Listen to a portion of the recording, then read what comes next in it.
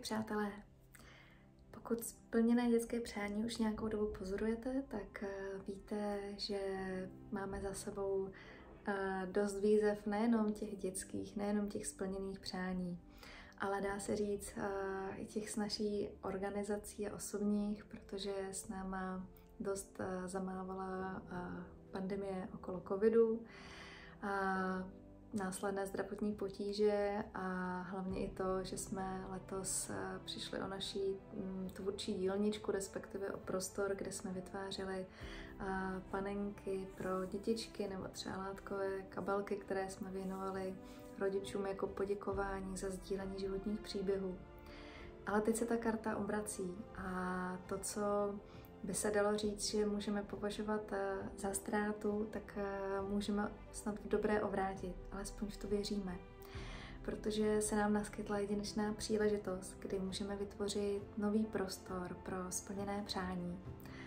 My mu zatím vlastně říkáme nový domov pro nás, pro splněné přání, protože vnímám, že potřebujeme mít základnu, kde se cítíme dobře, kde můžeme tvořit a místo, kde se vlastně můžeme potkávat s lidmi, kterým pomáháme a i s vámi, když si třeba budete chtít přijet pro výrobky.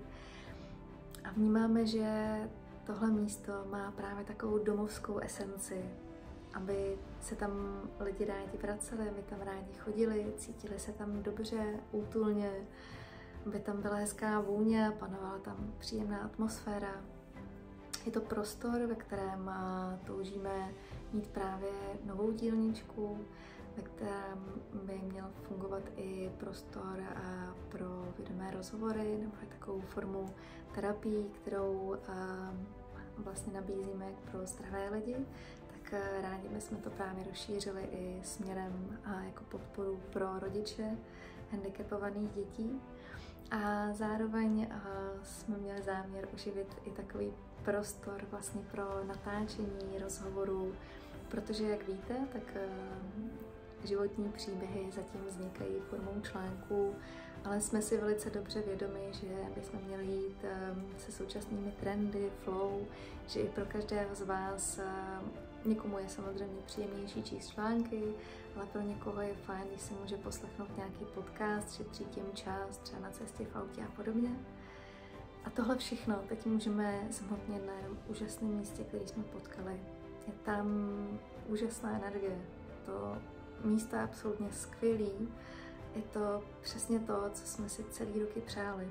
A dokonce je tam úžasná i paní majitelka, která, když se dozvěděla, co děláme, tak zatoužila potom, aby jsme tam i měli tu svoji základnu.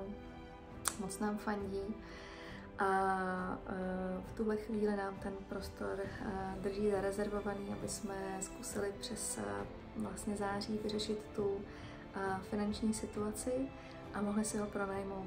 Protože vlastně finance jsou v tuhle chvíli to jediné, co nás od splnění tohodle nejenom přání, ale i téhle potřeby, která nám vlastně umožní zase trošku líp fungovat, tak aby se to mohlo zhmotnit. A možností je spousta, můžete se zapojit, ať už v rámci třeba svojí firmy, můžete se zapojit i jako jednotlivci. Pro nás je v tuhle chvíli podstatný dát dohromady pravidelné příspěvky, které by nám každý měsíc mohly chodit. A upřímně, pokud se nás dá dost dohromady na to, aby jste mohli posílat 200 nebo klidně i 100 korun měsíčně jako pravidelný příspěvek, tak vím, že to zvládneme. Ale ne sami, jedině s tou vaší pomocí, protože tenhle projekt, tahle mise vnímám, že nás dalekosáhle přesahuje a že to je konečně ta příležitost, na které se můžete společně s náma podílet i vy.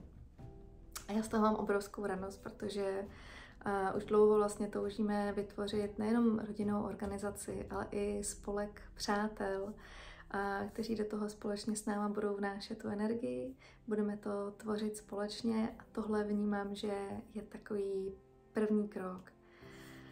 Takže jestli vás to volá a chcete o tom víc informací, tak rádi poskytneme, ať už třeba formou osobního setkání nebo formou třeba nějakého telefonátu.